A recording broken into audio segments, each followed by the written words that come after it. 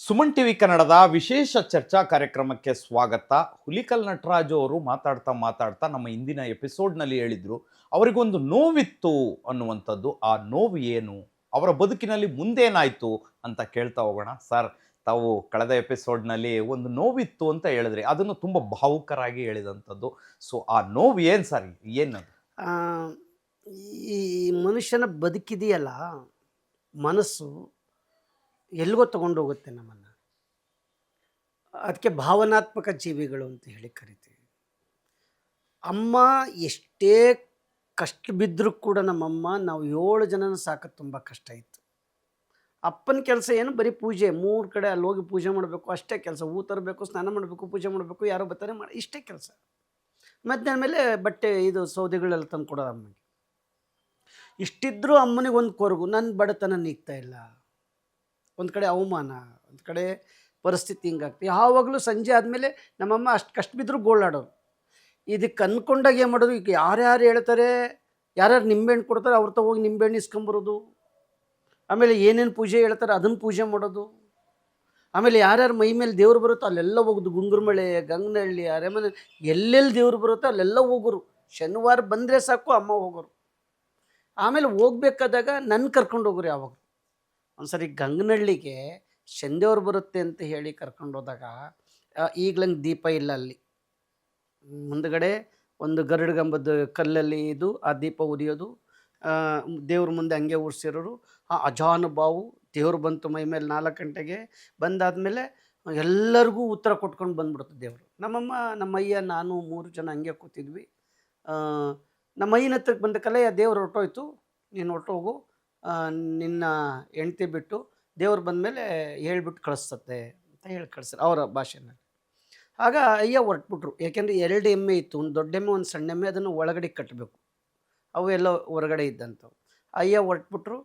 ಆಮೇಲೆ ಅಮ್ಮ ನಾನು ಕೂತ್ಕೊಂಡ್ವಿ. ಸಂಜೆ 6 ಗಂಟೆ ಆಯಿತು, ದೇವ್ರು ಬಂತು. ಕತ್ಲೆ, ಗದಂಗತ್ಲೆ, ಒಂದಿಬ್ಬರು ಹೆಂಗಸ್ರುಗಳಿದ್ದಾರೆ, ನಾವು ಇದು ಬಂದಾದ್ಮೇಲೆ ದೇವ್ರು ಬಂದು ಮೈ ಅಜಾನುಭವ ಕೃಪಾನ ಕಟ್ಕೊಂಡಿದ್ದಷ್ಟೇ. ಅವನು ಹಿಂಗಾಕಿ ನಮ್ಮ ಅಮ್ಮನ ಮೇಲೆ ಅಟ್ಯಾಕ್ ಮಾಡ್ದ. ಆಗ ನಿಮ್ಮ ವಯಸ್ಸೆಷ್ಟು ಸರ್? ನಾನು 6ನೇ ಕ್ಲಾಸು, 7ನೇ ಕ್ಲಾಸ್ಗೆ ಹೋಗಬೇಕು, ಅಂದರೆ ಏಪ್ರಿಲ್ ಮೇ. ಆವಾಗ ನನಗೆ ಒಂಥರದ ಭಯ. ಏನು ಮಾಡ್ತಾಯಿದ್ದೇವರು, ಏನು ಮಾಡ್ತಾಯಿದ್ದೇವರು, ನನಗೂ ದೇವರು ಅಂತ ನಂಬ್ಕೊಂಡೆ. ದೇವರು ಹಿಂಗೆ ಇದು ಮಾಡ್ತಾಯಿದ್ದ.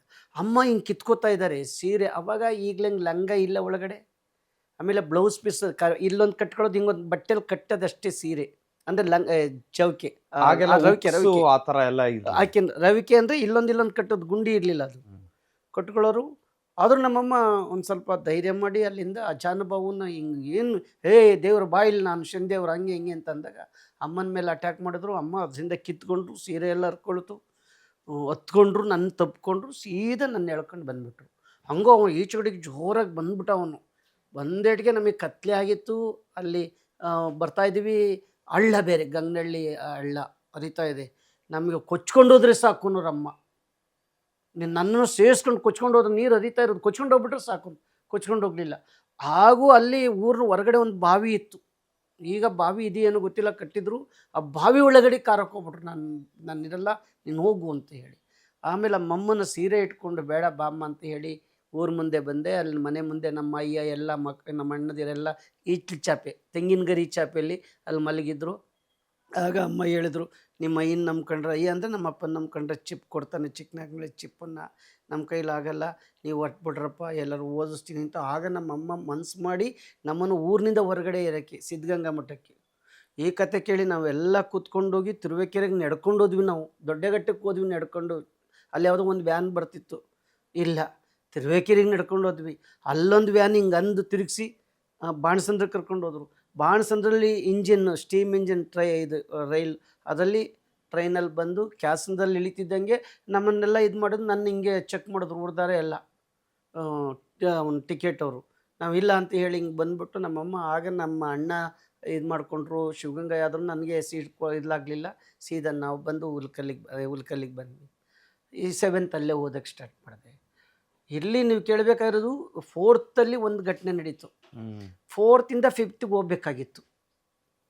5th ನಾನು ಹೋದರೆ 5 ಜನ ಆದರೆ ಆ ಸ್ಕೂಲು 5th ಬರುತ್ತೆ.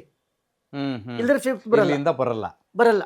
ಸೊ ಸ್ಟ್ರೆಂತ್ ಇಲ್ಲ ಅಂತ ಸ್ಟ್ರೆಂತ್ ಹೇಳ್ಬಿಟ್ಟು ಇಲ್ಲ ಅಂತ. ಹಾ. ಹಾಗೇನು ಮಾಡಿದ್ರು ಮಾಸ್ಟ್ರು ನಮ್ಮ ನಂಜಯ್ಯ ಅಂತ ಹೇಳಿ ಬೇವನಹಳ್ಳಿಯಿಂದ ಬರೋರು, ತುಂಬ ಒಳ್ಳೆಯವರು, ಹ್ಮ್. ಒಳ್ಳೆ ಮಾಸ್ಟ್ರು ಬಂದರೆ ಗೌರವ. ಹ್ಮ್. ಅವರು ಬಂದು ನನಗೇನಾಯ್ತು, ಸೆಬ್ಬೆ ಅಂದರೆ ಜೋಳದ ಕಡ್ಡಿ ಗೊತ್ತಾಯ್ತು. ಎಮ್ಮೆಗೆ ಹಾಕ್ಬೇಕಾಯ್ತು, ಹಸುಗೆ ಕತ್ತಿಸ್ತಾ ಇದ್ದಾಗ ಎಮ್ಮೆಗೆ ಹಾಕೋದು. ಎಮ್ಮೆಗಳಿಗೆ ಕತ್ತಿಸ್ತಾ ಇದ್ದಾಗ ಏನಾಯ್ತು, ನಾನು ಬಲಗೈಲಿ ಬರೀತಿದ್ದೆ, ಇದು ಕತ್ತಿಸ್ಕೊಂಬಿಟ್ಟೆ. ಹಿಂಗೆ ಸಬ್ಬೆ ಕಟ್ ಮಾಡಕ್ ಕಟ್ ಮಾಡ್ಬೇಕಾದಾಗ ಹಿಂಗೆ ಕಟ್ಟಿ ಹಿಂಗೆ ಇಟ್ಕೊಂಡು ಕಟ್ ಗೊತ್ತಾಯ್ತು, ಮಾಡ್ಬೇಕು, ಗೊತ್ತಾಯ್ತು. ಕಟ್ ಮಾಡ್ಬಿಟ್ಟು ತುಂಡಿನ ಮೇಲೆ ಕಟ್ ಇದು ಮಾಡೋದು. ಹಿಂಗೆ ಕಟ್ಟಿ ಹಿಂಗೆ ಬಿದ್ದುಬಿಡುತ್ತೆ ಹಿಂಗೆ ಮಾರ್ಕೆಲ್ಲ. ಆಮೇಲೆ ನಮ್ಮಲ್ಲಿ ಒಡಕೆ ಕಟ್ಟಿ ಆಮೇಲೆ ಅಡಿಕೆ ಪಟ್ಟಿ ಎಲ್ಲ ಹಾಕಿ ನಮ್ಮಮ್ಮ ಕಟ್ಬಿಟ್ರು. ಎಕ್ಸಾಮ್ ಬರಿಬೇಕಾಗಿತ್ತು, 4ನೇ ಕ್ಲಾಸ್ ಬರಿಬೇಕು ಎಕ್ಸಾಮ್. ಇನ್ನು 3 ದಿವಸ ಇರೋದು. ಈ ಕೈ ಇಲ್ಲ.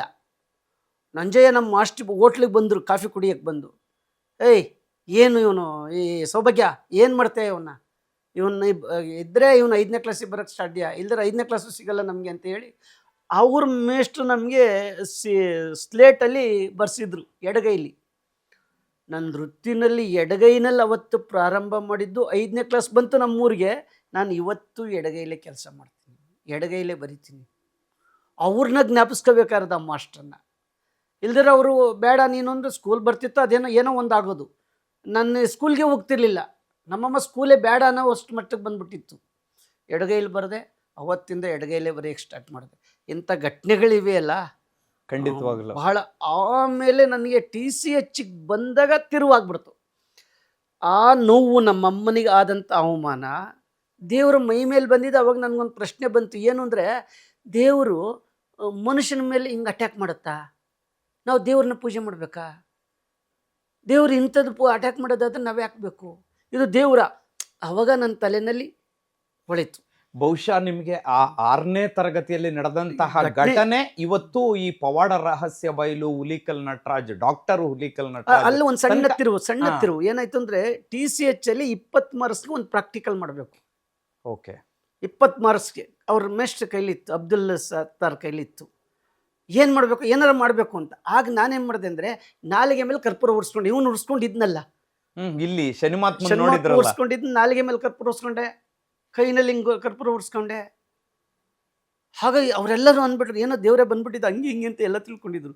ಆಮೇಲೆ ಹೇಳಿದೆ, ಈ ನಾಲಿಗೆ ಮೇಲೆ ನೀರಿದೆ, ಅದು ಬಿಸಿ ಆಗಲ್ಲ, ಮೇಲ್ಗಡೆ ಉರಿತಾ ಇರುತ್ತೆ ಅಷ್ಟೇ ಅಂತ ಹೇಳಿದೆ. ನಾನು ದೇವರು ದಿನರು ಬಂದಿಲ್ಲ ಅಂತ ಚಪ್ಪಳೆ ತಟ್ಬಿಟ್ರು.